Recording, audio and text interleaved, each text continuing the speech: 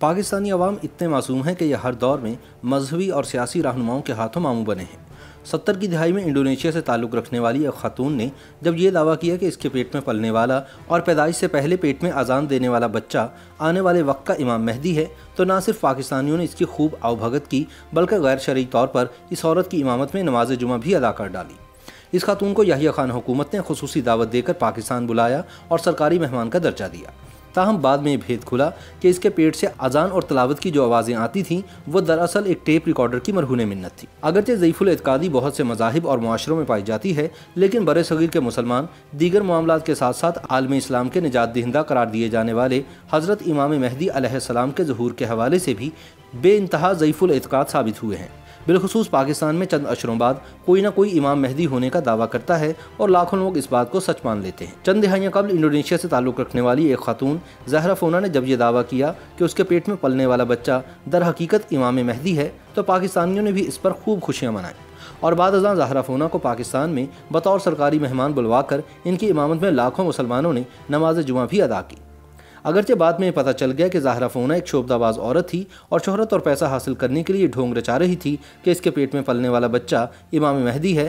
ताहम आज भी दुनिया इस बात को याद करके मुसलमानाने आलम पर हंसती है। ये सन 1970 का एक तारीखी वाक़या है कि एक खातून इमाम मेहदी के पीछे ज़ईफ़ुल एतकादी के मारे कराची के अवाम ने जुमे की नमाज़ पढ़ी।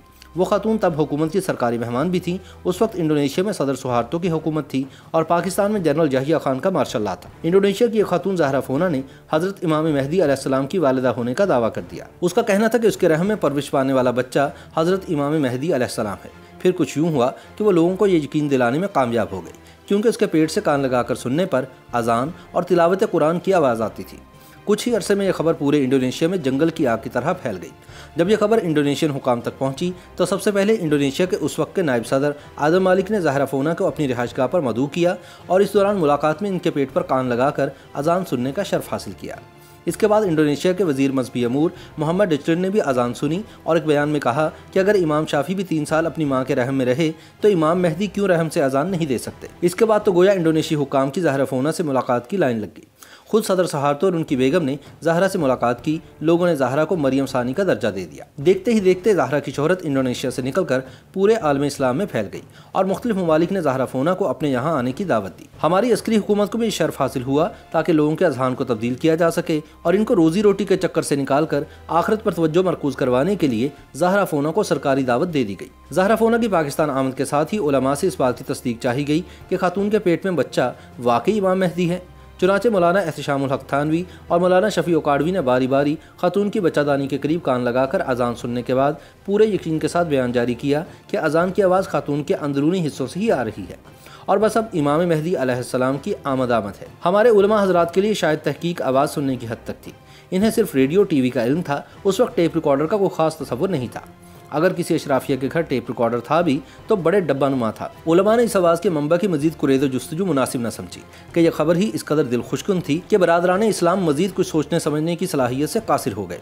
न सिर्फ हमारे उलमा बल्कि इंडोनेशिया के जय्यद उलमा और आलम इस्लाम के दीगर ममालिक के आलिम भी इस झांसे में आ गए।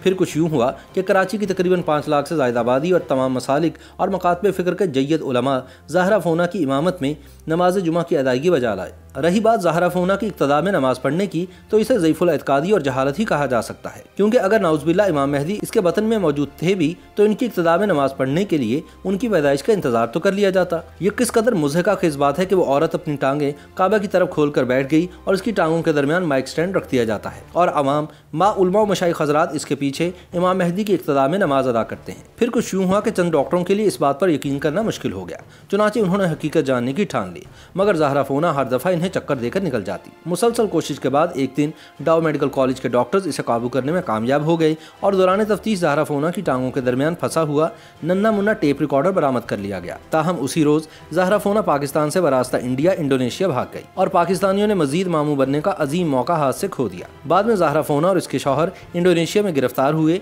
और उन्होंने कबूल किया कि ये सब इन्होंने दौलत और शोहरत हासिल करने के लिए किया था। YouTube पर गूगली न्यूज देखने के लिए youtube.com की सर्च बार में गूगली न्यूज टीवी टाइप करें। गूगली न्यूज के पेज पर सुर्ख रंग के सब्सक्रिप्शन वाले बटन पर क्लिक करना ना भूलिए। YouTube पेज पर अपलोड होने वाली वीडियोस से बाखबर रहने के लिए बेल आइकन पर क्लिक कीजिए। आपको हर नई वीडियो के बारे में नोटिफिकेशन मौसूल हो जाएगा।